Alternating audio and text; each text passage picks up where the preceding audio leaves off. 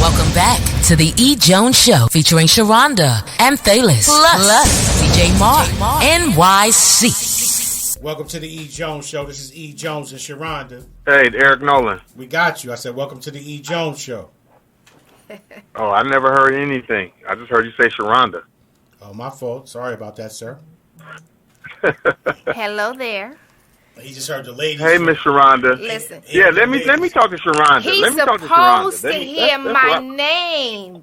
I'm supposed to be known. Oh, man.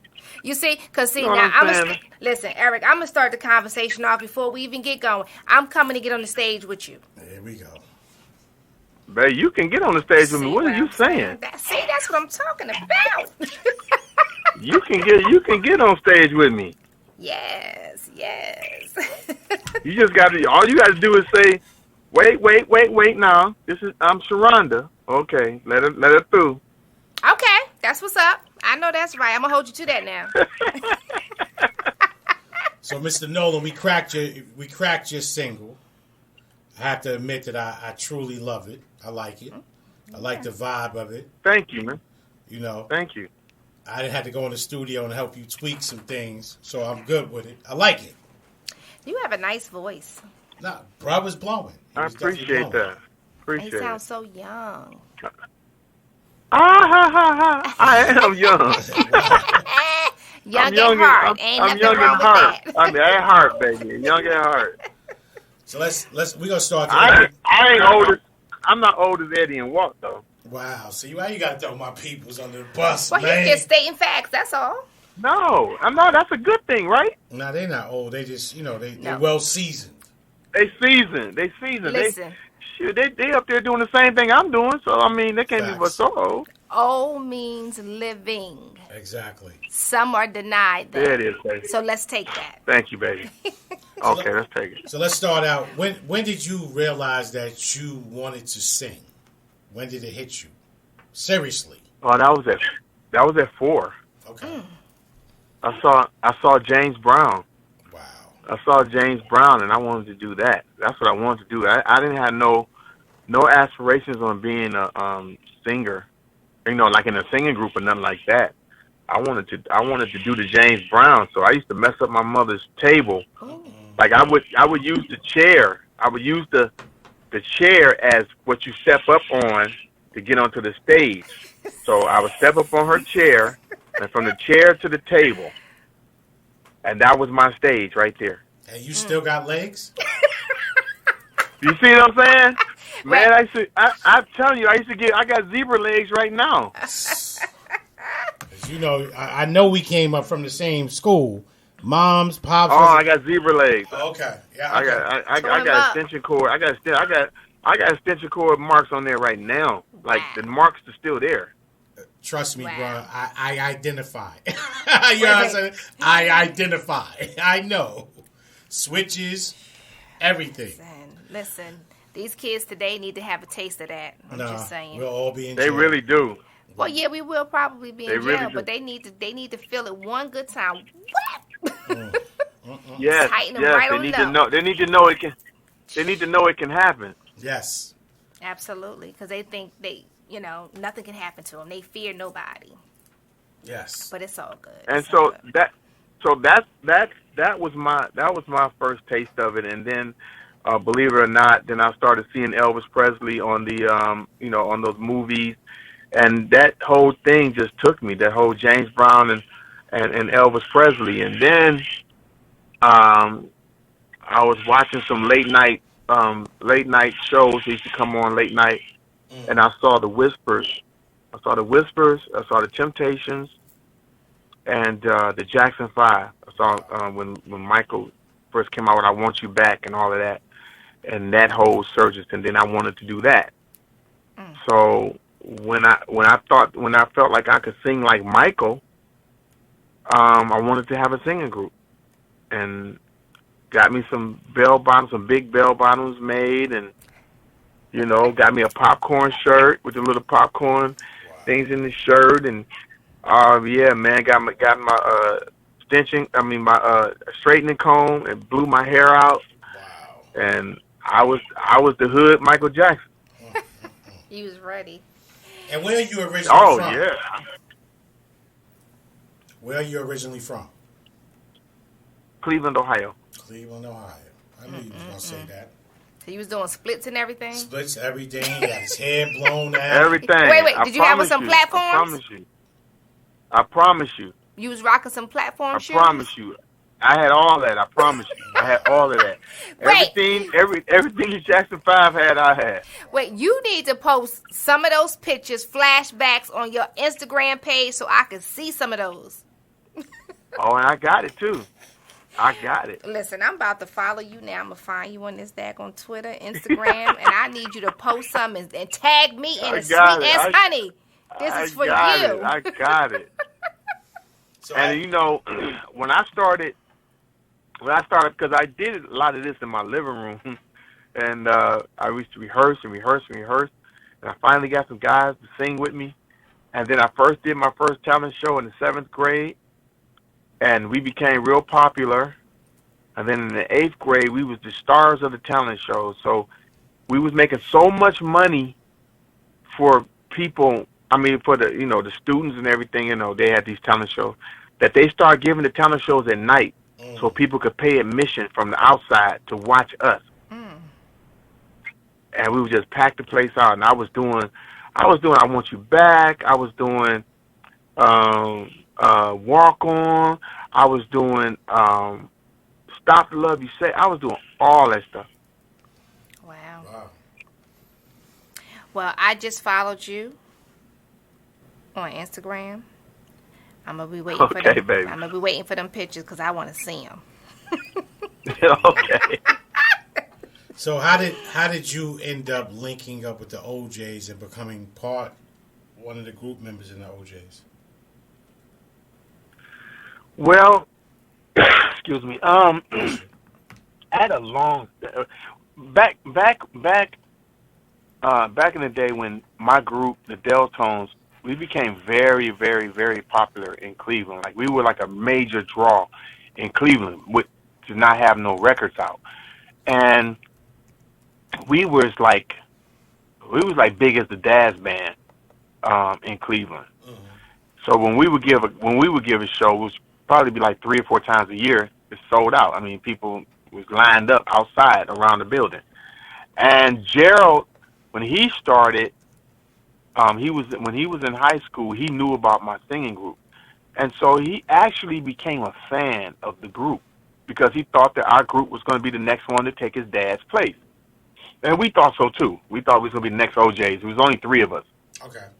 So Gerald and I became real close and to almost like brothers. Like, I used to go over his house and just camp out and eat their food because we weren't, we weren't doing that well, as far as, financially. So, we was doing the once a month thing. My mother got her check once every month.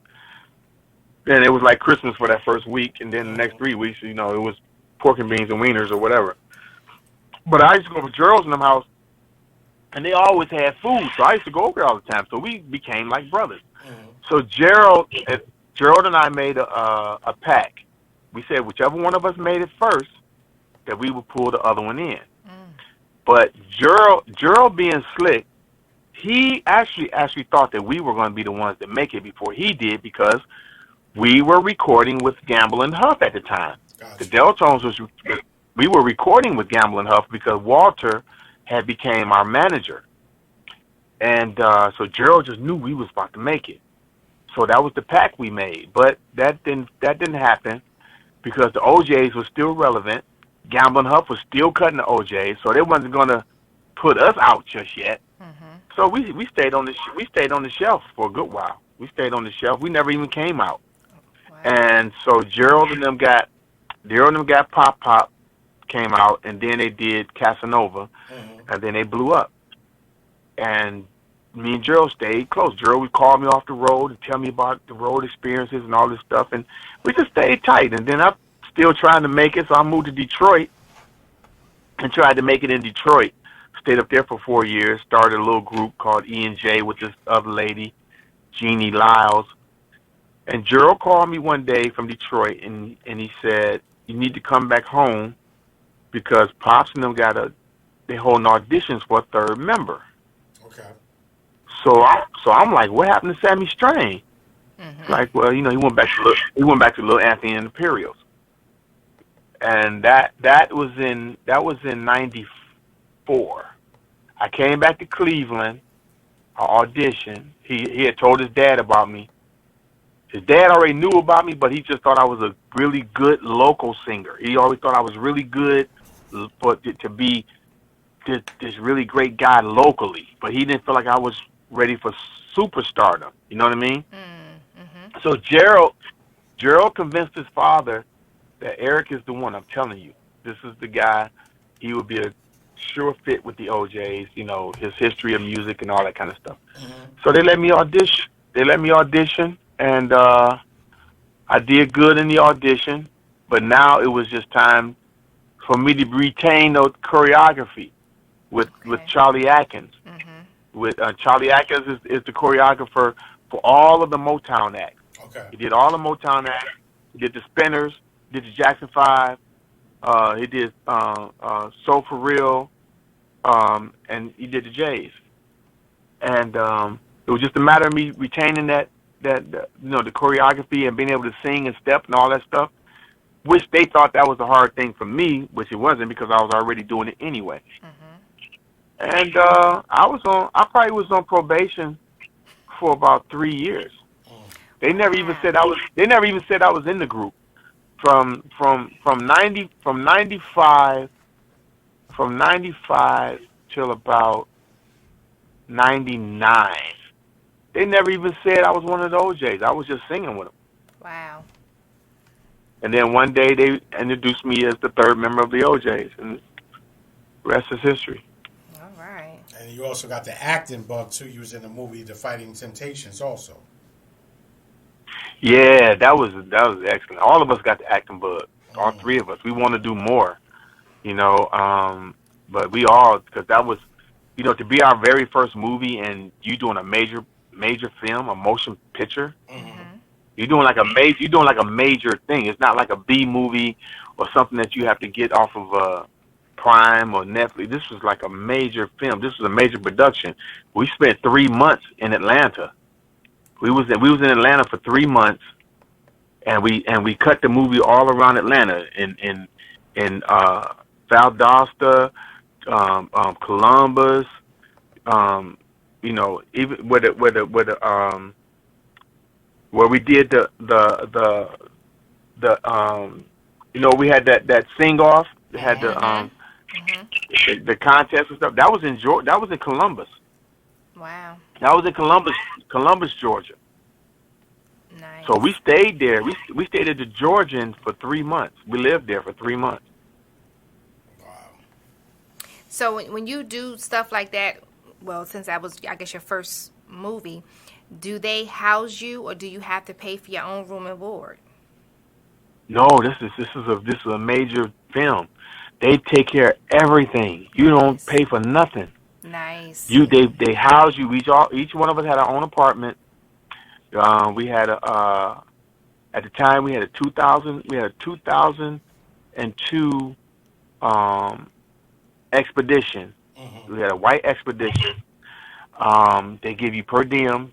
They gave us $100 a day per diem to eat with. So we was getting like $700 a week, just for per diem. And had your own car that you wasn't paying no gas for, no insurance, no car. Nothing. Right. We didn't know. We didn't do nothing. The only thing we did was kept gas in the vehicle. That's it. But other than that, and neither one of us really needed the vehicle. I mean, we stayed right down the street from what's the name of the mall? Lenox. We stayed right down from Lenox. We was right on Peachtree. We was right down the street from where everything was at. We was right damn near downtown.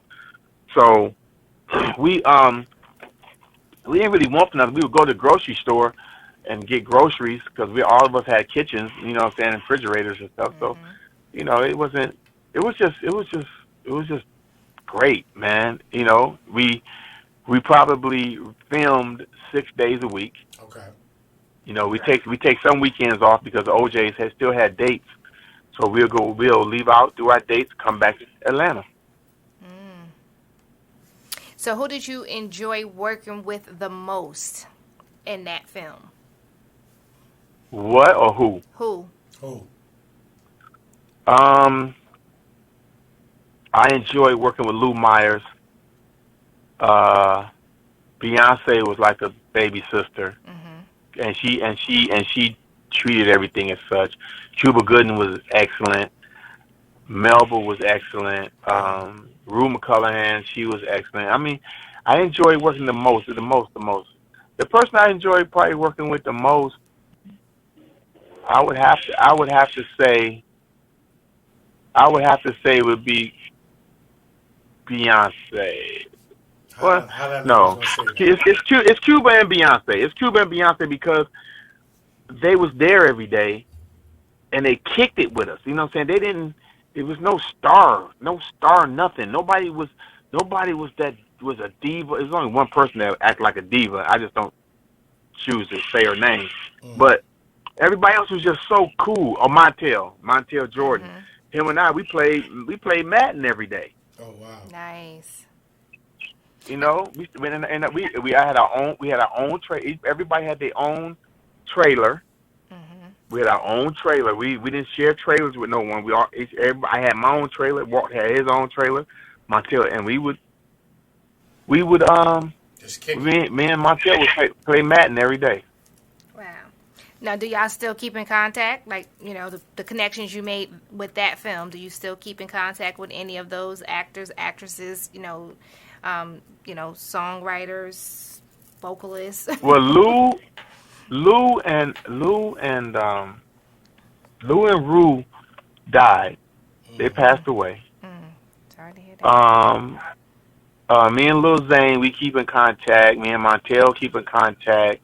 Beyonce changed her number, so I only see Beyonce when we see her. But when we see her, she acknowledges. I mean, she stopped what she's doing to come over and kick it with us. Nice. Okay. I haven't seen her talk to Cuba like in forever. Faison Love and myself are like brothers. We like brothers. So I just talked to Faison like 4 days ago. Mike Epps, we cool. I see him and we chop it up, but that's it. I don't really reach out to him that much. Me and Melba, we think we're close. Melba and I. Matter of fact, Melba gave me my first. She let me open up for her at Blues Alley in Washington D.C. and I turned around and they gave me my own show at Blues Alley. Look at that. Look at that. So let's talk about your album. Melba and I, say it again. I said I want to talk a little bit about your album because I know that you were under some time restraints, and I want to make sure that we. No, I'm good. I'm good. I'm okay. good. I'm just having dinner with my family. I'm cool. They in there. I'm cool. You have it, Sharonda. Let's get the call. Let's go have dinner at Eric's. Okay, so text me the address. Let's go. That's right. There's some foodies right here. So we enjoy the food.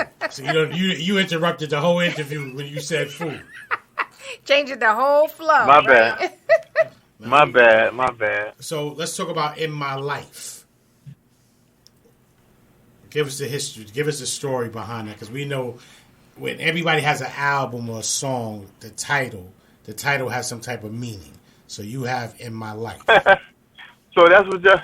Yeah, well, that's because that's just the political question and the political answer to give. But in my life, when it first came about, my partner Jay Sean Champion is my partner. That's the guy who writes with me, or he writes a lot of my stuff. Jay Sean is the same guy who wrote "Same Girl" for Usher and R. Kelly. Okay. And we did Silk, and we did a lot of stuff. Anyway. We did Charlie Wilson, and anyway, so when he came up with the idea of In My Life, I thought that the song, my idea of In My Life was supposed to be about me talking about the trials and tribulations of relationships in my life. Mm-hmm. And I had really already wrote like a verse of it, talking about, how hard it is to maintain a relationship in my life.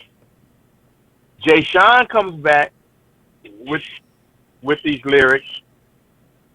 Can y'all hear me? Yes. Can you hear me? Yes, we hear you good, well. bro. Okay, because I hear something sound like running water.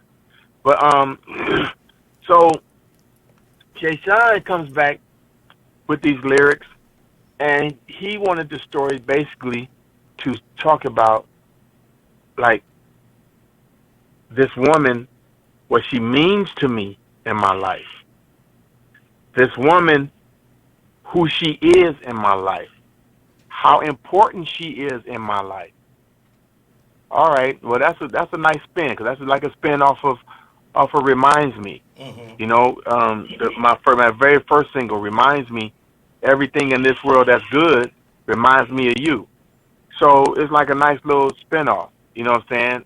So I was like, cool, we can do that. Mine was a little dark. I felt like from what he's saying, mine is a little is darker than what he's saying. His is brighten it up. So that's what that song is about. That song is about that. I like it. I like it. I like it. I like it. So, where are you gonna be doing any shows more on the East Coast, like let's say Philadelphia, Jersey, New York? We're trying to put that together now as we speak. I had a call, and the reason why I'm probably a little late because he just called me and said they're trying to put together February the 9th in D.C. and February the 10th in Atlanta. We're just trying to figure out, is it going to be somebody of the likes of Walter Beasley, Tim Bowman at City Wineries. Mm-hmm. So we're trying to do that. We're trying to do that now, like right now. We're trying to put that together, and then we're going to piggyback off of that and try to get some more dates, because the Ojays are going on a little hiatus for a minute. We're gonna take about a 5-month break. Okay. 5 or 6 month break. So I want to take that time to go out and try to do these solo dates and try to get better at being a solo artist live. You know what I mean? I know what I can do in the studio, and I'm very comfortable in the studio. And not to say I'm not very comfortable on stage as a solo artist. I just don't think, I don't feel like I'm where I want to be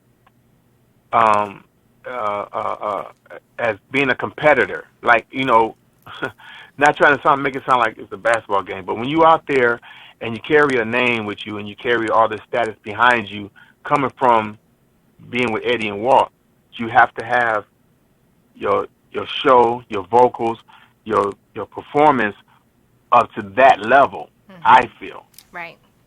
So that means that I'm going to be competing with the likes of Kim, the Will Downings, the Eric Benets, you know what I'm saying, the Maxwells. I'm going to be competing as far as performance-wise. I can't compete as far as my, sales, because I don't have that type of machine behind me, even though we're working to get me to that level. Mm-hmm. But when I hit that stage, you're going to have to bring your A game, because I'm bringing my A+. I know that's you right. know what I'm saying? No, we got you loud and because clear. I don't have hit records. I don't have big, huge records. I think all my songs are hit, but I don't have the, you know what I'm saying, I don't have the sales to prove that. So that means that I have to do it the old-fashioned way. I got to go and earn it. So when I get on that stage, I got to be really good. And the only way I can feel like I can be really good is I got to do it enough. You can't just play one basketball game and hit 27 and then don't play for another 5 months. Mm-hmm. Think you're going to come out and just hit 27 again. Right. Because you ain't going to feel like Mike. You ain't going to kill him like that. You know what I'm saying? They're going to stink the joint up, and then they're going to be like, why is he on the team? Mm. You know what I'm saying? Mm-hmm. So okay. I want to just work more. I want to take this time, when the Ojays is off, I want to take this time to kind of work more and try to get good. I want to really be good, Sharonda. You want to be better. You're already good. Yeah, okay. But that's the first step. I want to be good so I can get better, so I can be the best. So okay, I'm not going to argue with you. That's tomato, but I already say you good. You just want to be better. Yeah. Yeah. Don't downplay yourself. You worked hard for where you are. Sweetheart, I've been in this business for almost 30 years. I have never downplayed me. Okay. Got it. If I don't believe in nobody, I believe in me. All right. You know what I mean? All right. That's what I mean. This is what I do for a living. It ain't even for likes no more. I do it for a living. Yeah, we share the same name. names. Before when I first, we don't do it good. We do you know it what I'm great. saying? I got to do this for a living, man. I just know what's out there. I've seen these people perform. I've seen these people kill them, and I want to get to that level to where I can just kill them. I want to kill them, you know. Well, I want to say this to you, Eric. You got your newfound family here in Pennsylvania, and we're gonna make sure I appreciate that people hear your music because, like I said, we represent good music. We represent the legends, but we represent good music, and I definitely want to make sure that your song goes in rotation because, like I said, I felt it when I listened to it, and I was like, yo, this is hitting, and it's hitting in a way that a lot of times this music coming out now don't hit at all. So I definitely enjoyed it. It definitely hits different. Mm-hmm. And whatever we can do on our end to help you out, you got us. I appreciate it, man. I think, Mr. Jones, I think that what I did was I tried to stay true to the craft. So everything you hear on Eric Nolan, whether it's from Mood Swing CD to now or the On My Way project, all of this is live music. I mean, half of the album I did with the band in the same room with each other, and then I added the horns and I added percussion. You know what I'm saying? Or I'll add some stuff, but everything is live. Drums are live, horns are live, everything is live. I don't do no synthesizers, no none of that. Pianos, everything is live. No computers. The Hammond B3 organ live. Everything is live. I do everything live. You youngest hear that out there, right? He said he do everything live. He doesn't have no auto tunes, Fruity Loops, Rice Krispies, Cheerios, and all that other stuff. They don't understand that. None of that. No snap, crackle, pop, baby. I'm doing everything live. Trust me. So I wanted to do it like that. So I got something for you now. Can we get a little bit of your song? But I want you to sing it to Sharonda, In My Life. Acapulco. You got Acapulco. Acapulco. Man. I want you to woo her up real quick. Hey man, look, man. She already said she's coming to the show. Well, I need you to make her feel like she need to, because she said she's coming. I want you to make her feel like she need to come to the show. He's funny. Yeah, he is funny. I'm glad. No more searching in my life. It's just perfect in my life.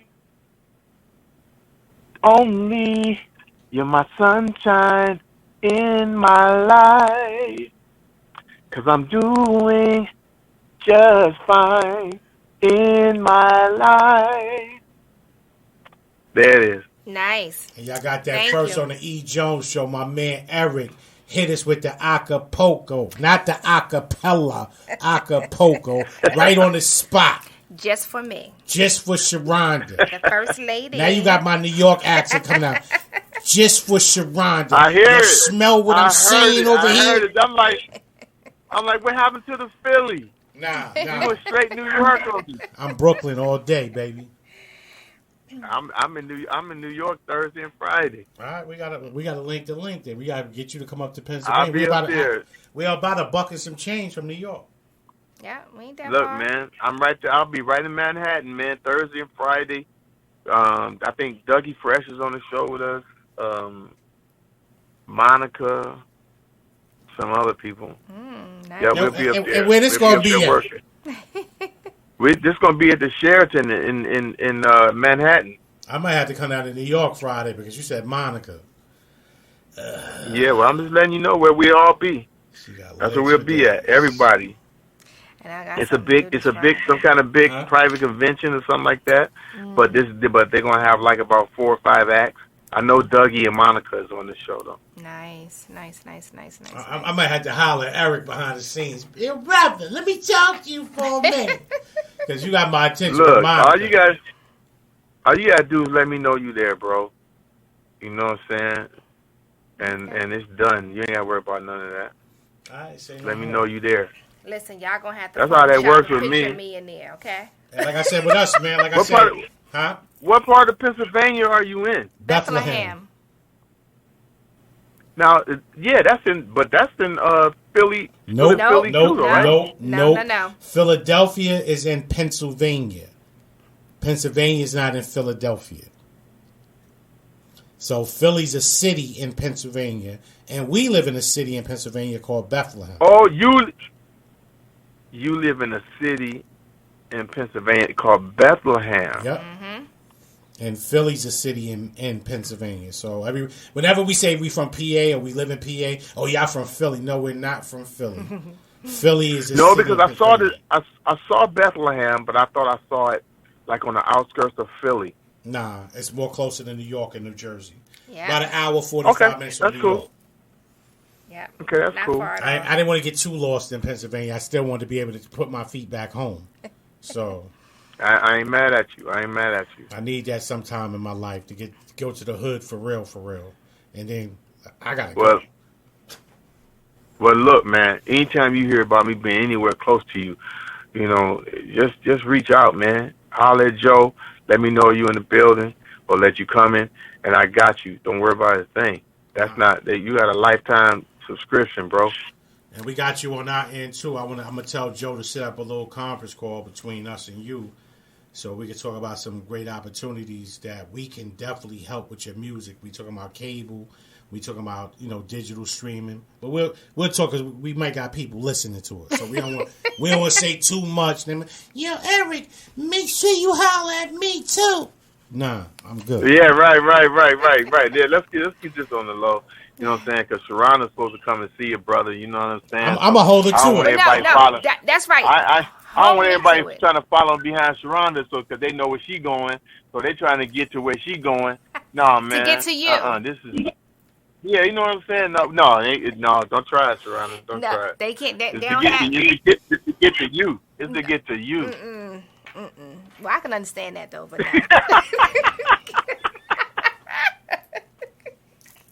All right, man. Look, I know my food got icicles on it right now.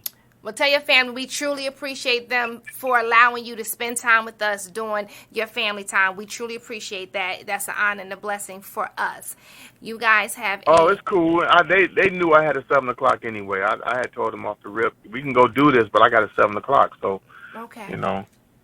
I got to do that with Mr. Jones Sharonda first. That's got to happen. I do business first, man. I can get food later. I can warm it up in the microwave. Absolutely. No doubt. And like I said, fam, like you said to us earlier, I'm gonna say it back to you. Also, you got family with us, so right here. We definitely need to holler behind the scenes. I was telling Joe that already. He was like, "Yo, I'm gonna make that happen." So I'm gonna get with Joe, tell him to set up that call so we can really talk and do some things with you, bro. What's up? Please do, man. Please do. I'm looking forward to it. All right, man. It was an honor and a blessing, man, and we appreciate that you granted us this interview, man. You have a blessed evening, and thank you again. Stay blessed. And likewise, and Sharonda, don't forget, I got you, boo. Listen, I'm getting on the stage. Somebody gonna let me on the stage. No, baby, I'm gonna let you on that stage. All right, now. All I do is just stand there and look cute. I can handle that. Okay. You have a good one. Happy holidays. Enjoy your meal, beloved. All right, likewise. Thanks. Be blessed. Bye-bye. Bye. That was Eric Nolan in the building with us from the legendary group, the O to the J's. You already know what it is. He'll be in New York Thursday and Friday performing with Dougie Fresh. Monica. Yeah, baby. She got legs. Baby. She got legs for days. Oh, Monica. I'm sorry, Mary. I'm cheating on you. Mary gonna get you. But Monica, she's something else. That's a tall glass of water right there. But anyway, I'm happily married. I must admit that. Amen. And there ain't nothing wrong with having a fantasy as long as you don't let the fantasy have you. Facts. So with that being said, I want to thank Mr. Phil Jackson from Shootworks for coming in the building and just helping us out in the pinch. Of course, Soul Man on the boards as usual. That's right. Helping us out. You know what I mean? Lawyer was I don't know what. So this is the E.Jones Show featuring Sharonda. You got my man Soul Man in the building. Talise is in the building when she's here. When she's here. So when she's not, she's not. And DJ Mark with the lunchtime mix. So let's get back to some more music, Soul Man. Bring me out with the fader. So I finally got a chance to see the Soul Train Awards. Okay. I mean, the Soul, whatever it was. The Soul Train Awards, yeah. This was recently. Yeah. Okay. I DVR'd it, but I didn't have time to watch it. So I said yesterday, since I was chillaxing, I said, let me watch the Soul Train Awards. Okay. I enjoyed the show. They had the dedication to Jimmy Jam and Terry Lewis. Mm-hmm. One of the greatest producer duos that ever did it. Okay. Babyface talked about them and then also gave them the award. And of course, you know, you had artists that came out that they produced for. All right. SOS Band was up first. Wow. You're taking it way back. I truly enjoyed SOS Band. My man's suit was off the chain. He had like some flowery pink type. It was fly. They did it. Only you can make me happy. They did that. Okay. Knocked that out. Then who else came out? It was SOS. Then it was, I forgot who else came out. And then it was Sherelle and Alexander O'Neal. What's that face for? Why you shaking your head, man? Why they do my man like that? He came out with a suit jacket on, a button up, pants. It looked like one leg was just severely stiff. Well, was he hurt or something?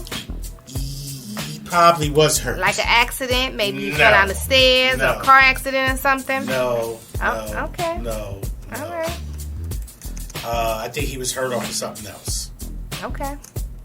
It happens. And, you know, I just felt bad because I love Alexander O'Neal. Mm-hmm. He had a lot of great music. All right. He did. Alexander O'Neal admits that he's been a drug addict for 30 years. Oh, Jesus. Well, I'm thankful that you're recovering. I pray that you are if you're not. And, God, 30 years. Can you imagine what the body has gone through? He looked like drugs on his body for 30 years. Well, let me ask this question, because this is something I ask, you know, other people. I get that we are stressed out at times and some things seem to be unbearable. But if we know what these drugs do to us and what it can do to our bodies and our minds, why would anybody want to put it in their system? Well, I'm going to read to you what he said. Okay.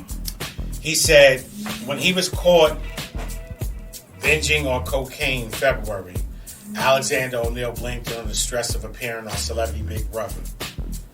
But in his first interview since then, the soul legend reveals that he has fought a desperate 30-year struggle with drug addiction and confesses it happens to the best of us and the worst of us. Mm-hmm. Alexander has been battling the demons ever since finding chart success in the 80s.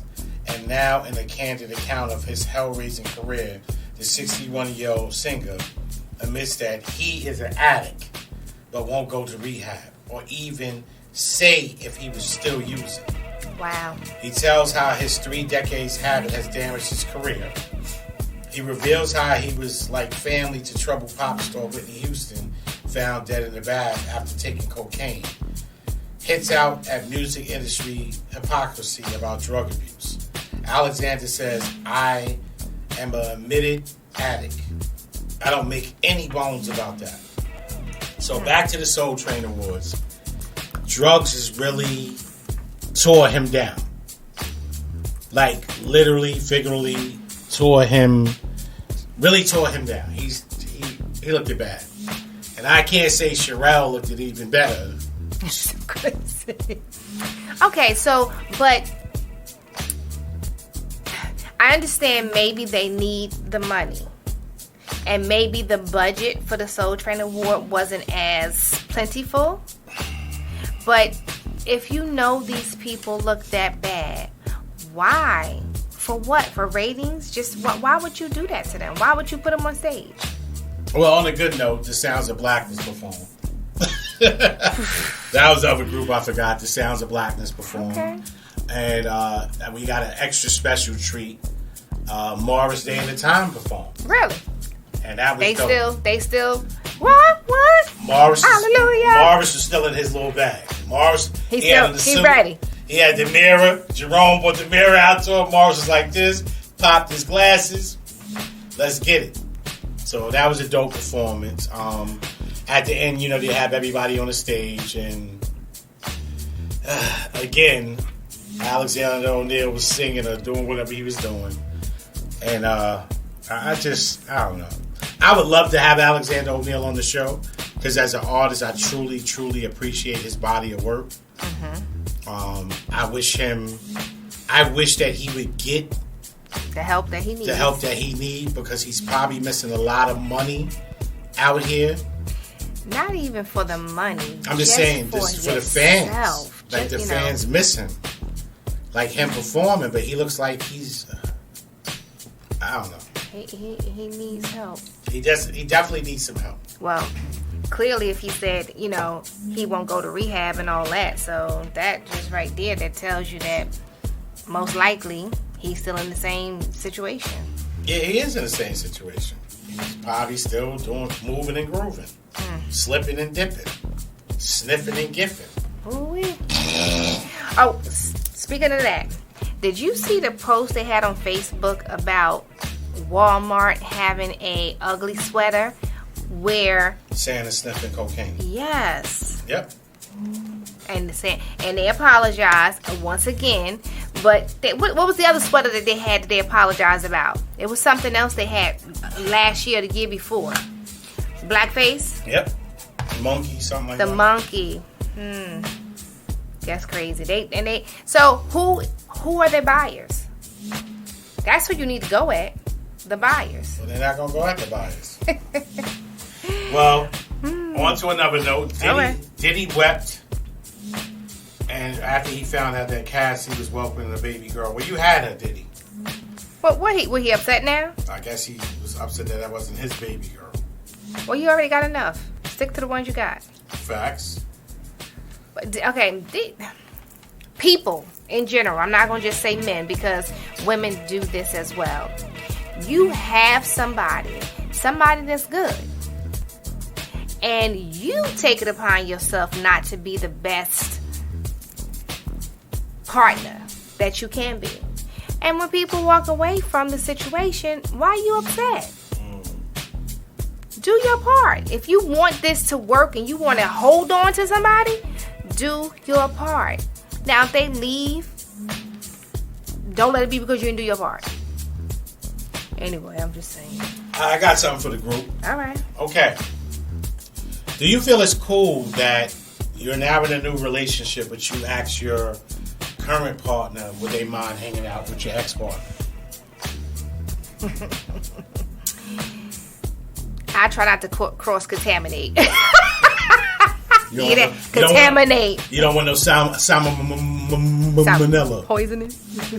I wouldn't do that. I don't want to meet my wife's ex, whoever, and he damn sure don't want to meet me. I mean, okay, so let me speak my situation, my scenario. Hold on. Pop goes the weasel.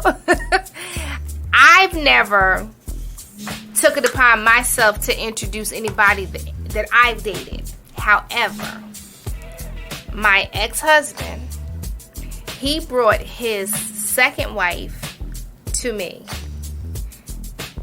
to see if I approved of her. I said, that's not my place. It's not my place.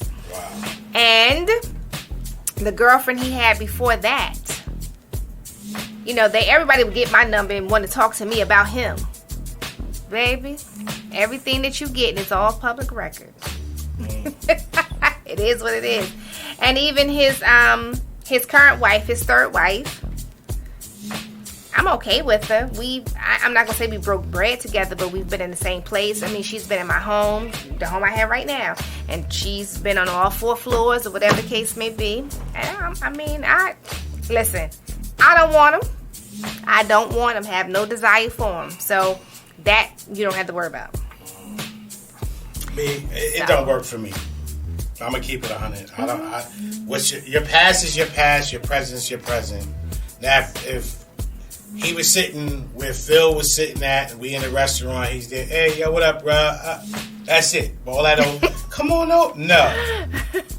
Come on over to my place. Yeah, you still do them things with your lips like you. See, then that's a fight. See now, right? Okay. So let's take this a step further. So when you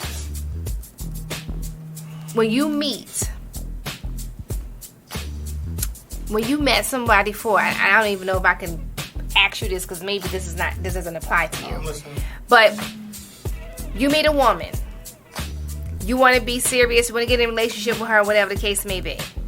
Do you feel she needs to divulge to you who she slept with? No. Why?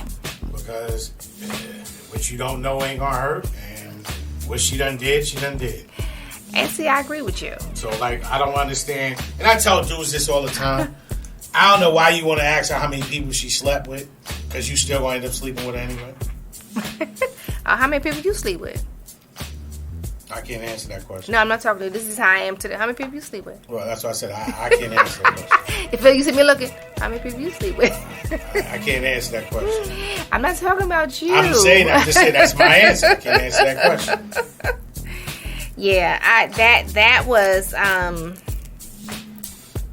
fallout that I had with my boy's father about, the crazy thing was, it was a gentleman who, may he rest in peace, was known for having women, like all women. And he was a nice looking dude, don't get me wrong.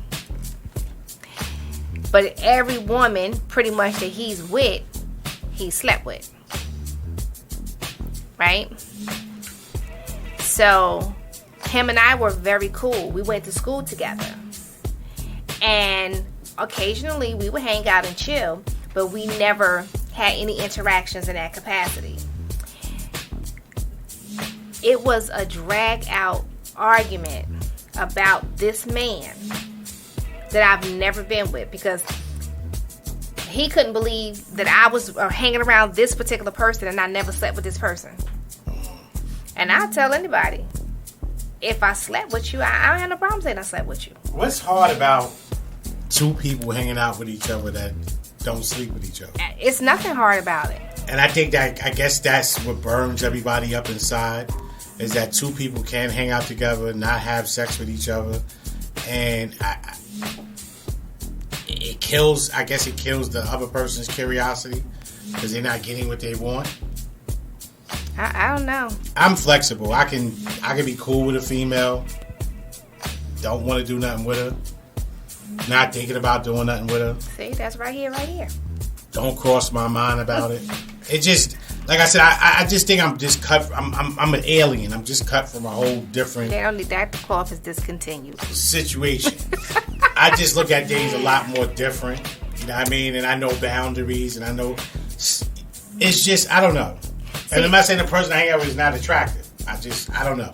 My take on it, for a man who feels the need to know this stuff, that's an insecurity part that they're dealing with. So why? What are you insecure about? That's how I see it. Me personally, I could care less who you slept with. I could care. When I say LESS, I can care less who you slept with. All I'm concerned with, are you sleeping with anybody now? And are you clean? Ready to get tested? That's the things I'm concerned with. Well, I'm reading this now. It says, only a dumb man will have unprotected sex with a girl he just met at the club. Then get in his car and put on a safety belt like he didn't try to kill himself a minute ago. Oh, wow. I think about safety now. I get it. Don't think about it now. You was unsafe before. Because people think it won't happen to them. E.Jones. The E.Jones Show. E.Jones Show. The E.Jones Show.